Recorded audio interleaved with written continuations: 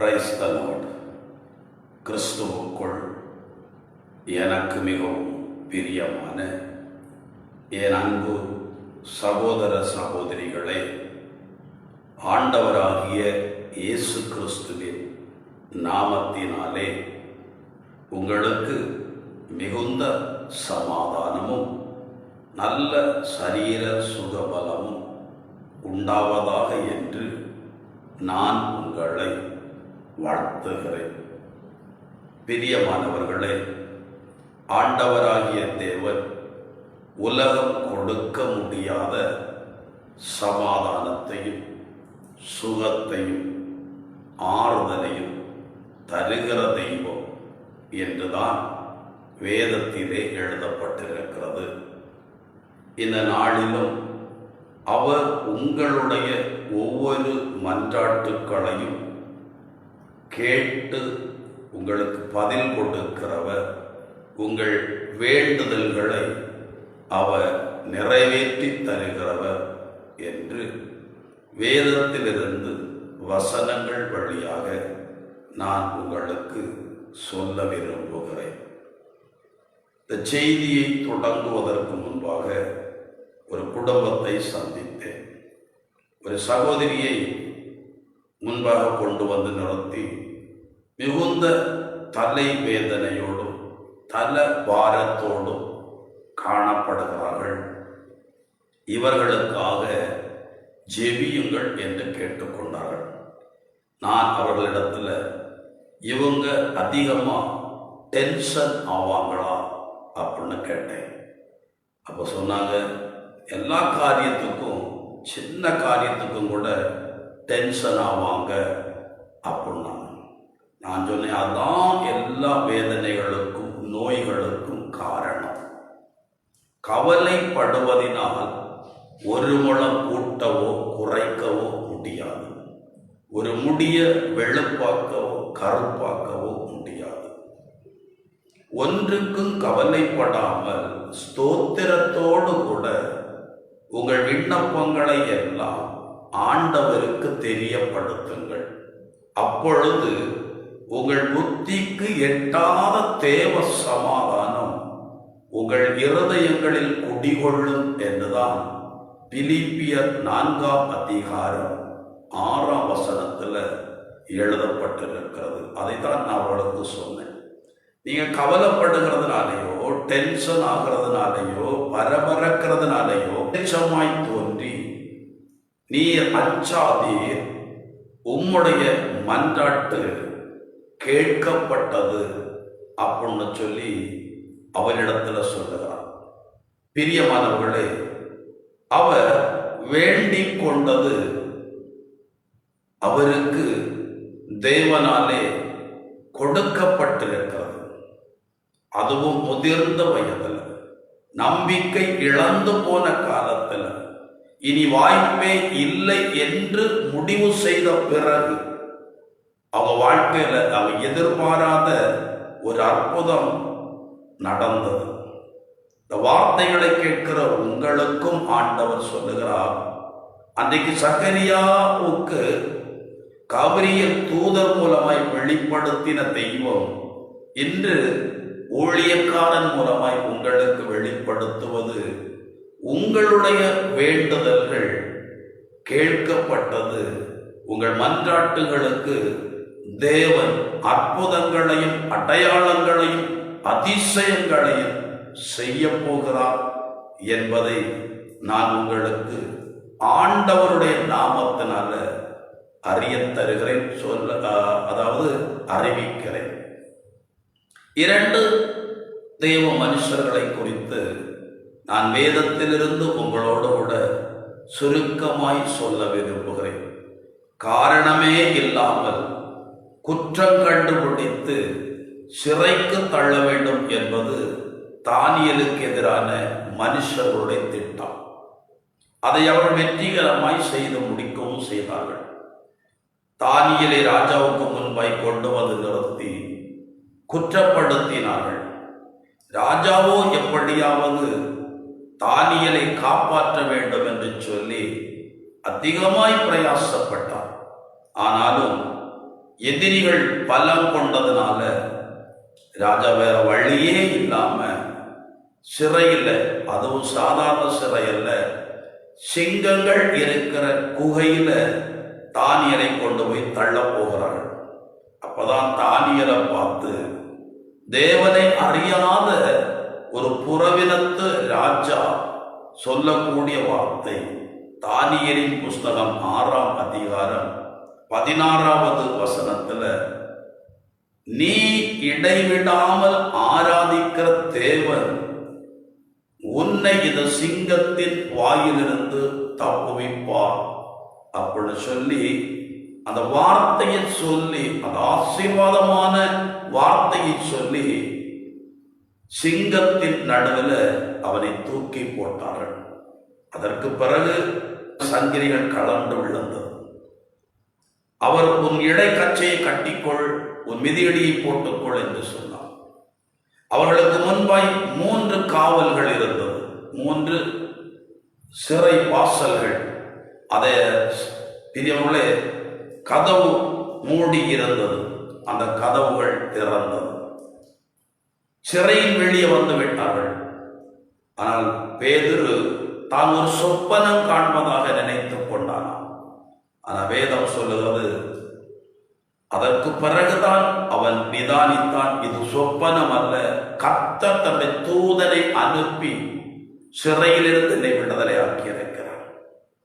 யார் விடுதலையாக்க வேண்டும் என்று செபித்தார்களோ அந்த வீட்டுக்கே போய் கதவை தட்டினார். கதவு திறக்க யாருமே இல்லை, எல்லாரும் அழுது புலம்பி செபித்துக் கொண்டிருக்கிறார். பேதுருவை எங்களுக்கு விடுதலையாக்கி தாரும் ஆண்டவரே என்று சொல்லி ஆண்டவர் விடுதலையாக்கி விட்டார். வேதம் என்ன சொல்லுகிறது தெரியுமா? எசாயா தீர்க்க தரிசன நூல் 65ஆம் அதிகாரம் 24ஆம் வசனத்துல, அவர்கள் வேண்டுவதற்கு முன்னே நான் மறுமொழி தருவேன், அவர்கள் பேசி முடிப்பதற்கு முன்னே பதிலளிப்பேன். அப்படித்தான் அவங்க செவித்துக் கொண்டிருந்தார்கள். ஆண்டவர் விடுதலை ஆக்கிவிட்டார். அதுக்கு பிறகு கதவை திறக்கிறாங்க. பேதுரு விடுதலையாக்கப்பட்டு அவங்களுக்கு முன்பாய் வந்து நின்றதை கண்டு கர்த்தரை துதித்தார்கள் என்று வேதம் சொல்கிறது. அப்படித்தான் ஒரு ராத்திரி முழுவதும் பவுலும் சீலாவும் தன்னுடைய சரீரத்திலே வடிந்தொடுகிற இரத்தத்தையும் காயத்தையும் பொருட்படுத்தாம தேவனை துதித்தார்கள். வேதம் சொல்கிறது, தேவ பிரசன்னம் அவர்கள் இருந்த சிறையின் மீது இறங்கினது. சிறையின் அஸ்திவாரங்கள் குலுங்கினதென்று வேதம் சொல்லுகிறது. சிறையின் கதவுகள் தானாக திறந்தது. சிறையில் இருந்த சகல கைதிகளுடைய கைகளில் இருந்த விலங்குகளும் சங்கிலிகளும் கலண்டு விழுந்தது என்று வேதத்தில் எழுதப்பட்டிருக்கிறது.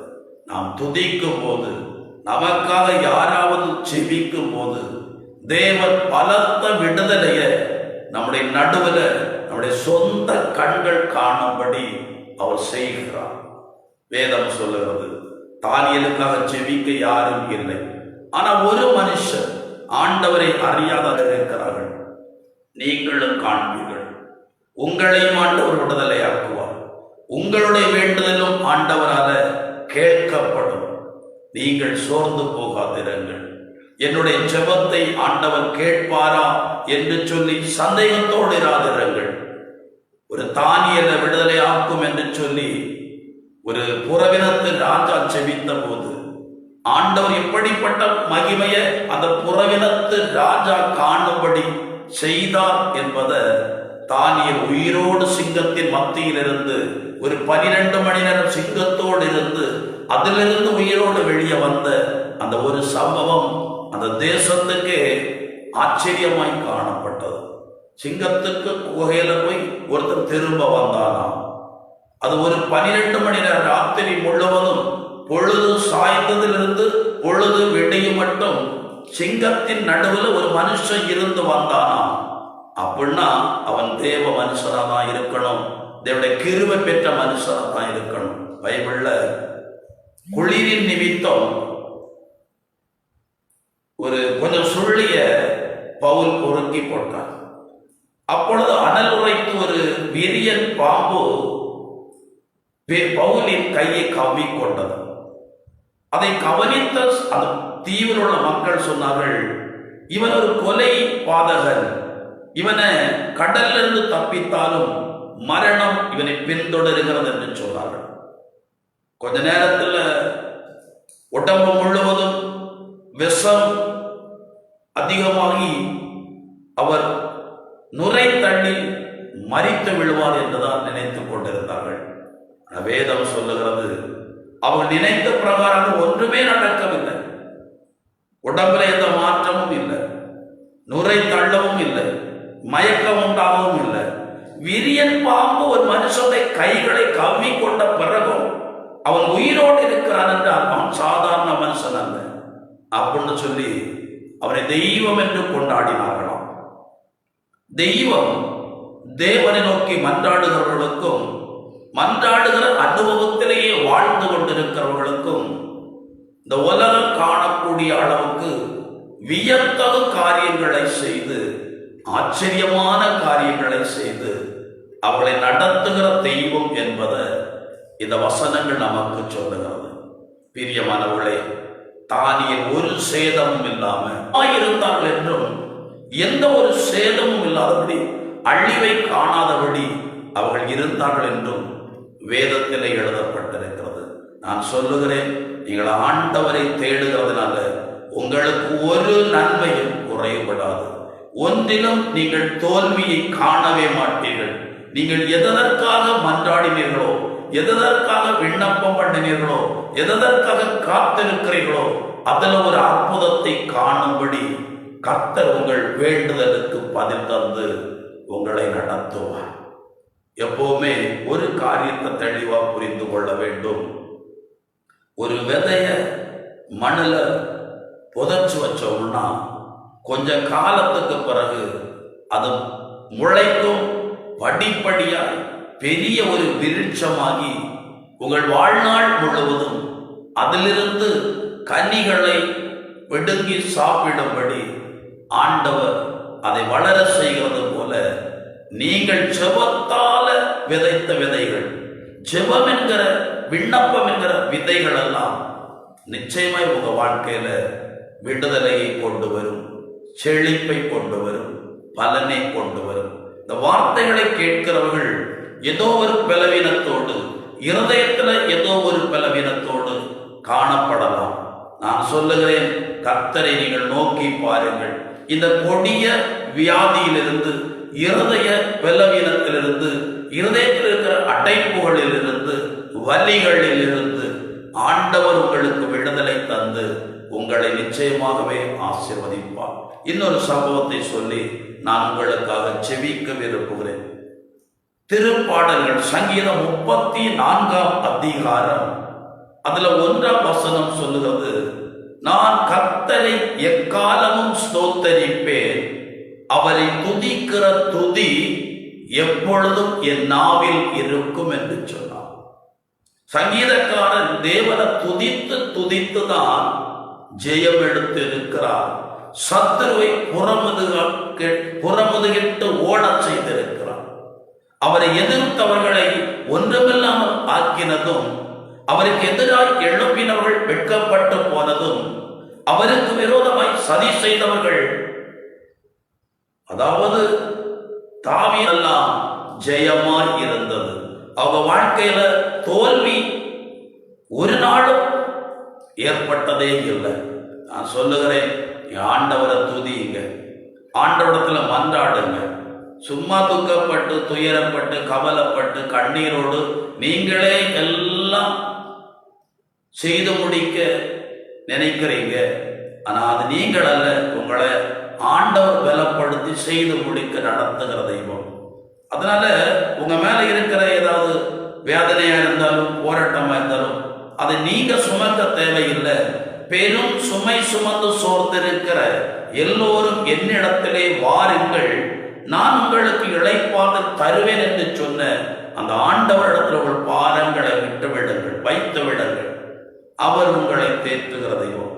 அவர் அந்த பாடுகளிலிருந்து தப்பித்து செல்வதற்கான போக்குகளை ஏற்படுத்தி தருகிற தெய்வம் என்று எழுதப்பட்டிருக்கிறது. அதனால தான் பவுல் நிருபங்கள்ல எழுதும் போது திரும்ப திரும்ப சொல்லக்கூடிய வேண்டிய காரியம், இடைவிடாமல் தேவனை ஆராதியுங்கள். எல்லாவற்றிற்காகவும் ஆண்டவருக்கு நன்றி செலுத்துங்கள். எப்பொழுதும் மகிழ்ச்சியாக இருங்கள். இடைவிடாமல் ஜெபியுங்கள், வேண்டுதல் செய்யுங்கள். அப்படின்னு சொல்லிதான் சபை விசுவாசிகளை செபத்துல உற்சாகமாக இருக்கும்படி அறிவுரை கொடுக்கிறார். உங்களுக்கு நான் அதைத்தான் சொல்லுகிறேன். ஒன்றை குறித்து கவலைப்படாதிருங்கள். அதுல விசேஷமா நாளைக்கு என்ன ஆகும், அடுத்த மாசம் எப்படி அப்படின்னு சொல்லி வருங்காலத்தை நீங்க உங்க வார்த்தையினால பிரியமானவர்களை தீர்மானித்து விடாதிருங்கள். ஆண்டவர் என்ன தீர்மானம் வைத்திருக்கிறாரோ அந்த அநாதி தீர்மானத்தின்படி நீர் என்னை நடத்துவீர், நான் பயப்படுகிற காரியத்திற்கு விலக்கி என்னை நடத்துவீர் என்று சொல்லி ஆண்டவர் சார்ந்து நெல்லுங்க. ஜெபத்தில் நினைத்திருங்க. கர்த்தர் அற்புதங்களை காண செய்வார். ஒப்புக்கொண்டு போமா? எங்களை அதிகமாய் நேசிக்கிற எங்கள் அன்பின் பரலோக பிதாவே, இந்த வார்த்தைகளை கேட்கிற ஒவ்வொருவரையும் நான் பரிசுத்தமான கரங்களிலே நான் ஒப்புக்கொடுக்கிறேன். உன் வேதனை நீங்கி நீ சுகமாயிரு என்று உம்மிடத்தில் வந்த ஒரு பெண்ணை பார்த்து சொல்லி, உன் வேண்டுதல் கேட்கப்பட்டது என்று சொல்லி உமக்கு முன்பாய் தூபம் காட்டின சகரியாவுக்கு தேவதூதன் காபிரியன் மூலமாய் தெரியப்படுத்தினேன். சிறையில கிடந்த தானியலை பாதுகாக்கும்படி ஒரு தூதனை அனுப்பினேன். சிறையில இருந்த பவுலையும் சீலாவை விடுவிக்கும்படி தம்முடைய மகிமை அந்த இடத்தில் வெளிப்படுத்தினேன். பேதுருவை விடுதலையாக்க ஒரு தூதனை அனுப்பினேன். இந்த வார்த்தைகளை கேட்கிறவர்களை பாதுகாத்துக் கொள்ள, பொல்லாத கட்டுகளுக்கு விடுதலையாக்க, சுகமாக்க ஆண்டவர் அற்புதங்களை செய்ய நான் ஒப்புக்கொள்ளுகிறேன். கர்த்தர் தூதனை அனுப்பி, வார்த்தையை அனுப்பி, ஊழியக்காரர்களை அனுப்பி இவ்வளவு விடுதலையாகும். இருக்கிற வீட்டுல ஒரு தெய்வீக பிரசனை பொழுது இறங்கட்டும் அப்பா. இவங்க கேட்டுக்கொண்டிருக்கிற ஒவ்வொருடைய சரீரத்துக்குள்ளே அந்த பிரசன்னம் இறங்கும்படி நான் செபிக்கிறேன். மறைந்திருக்கிற ஒளிந்திருக்கிற பயத்தின் ஆவிகள், பொல்லாதவைகளை சிந்திக்க தூண்டுகிற ஆவிகள், தேவன் மேல் இருக்கிற நம்பிக்கையை குறைக்கும்படி மனதை குழப்புகிற பொல்லாத வல்லமைகளை நான் இயேசுவின் நாமத்தில் கண்டித்து கொள்கிறேன். கர்த்தர் பலத்த கிரிகளை வெளிப்படுத்தி இவளை ஆசீர்வதி. நீர் அப்படி செய்கிற தயவை நினைத்து நானுமே நன்றியோடு துதிக்கிறேன் அப்பா. நன்றியோடுமே ஸ்தோத்தரிக்கிறேன். இயேசு கிறிஸ்துவின் பரிசுத்தமுள்ள நாமத்தினாலே ஜெபிக்கிறேன். ஜெபங்கேளும் ஜீவனுள்ள நல்ல பிதாவே. ஆமென். God bless you. சமாதானம்.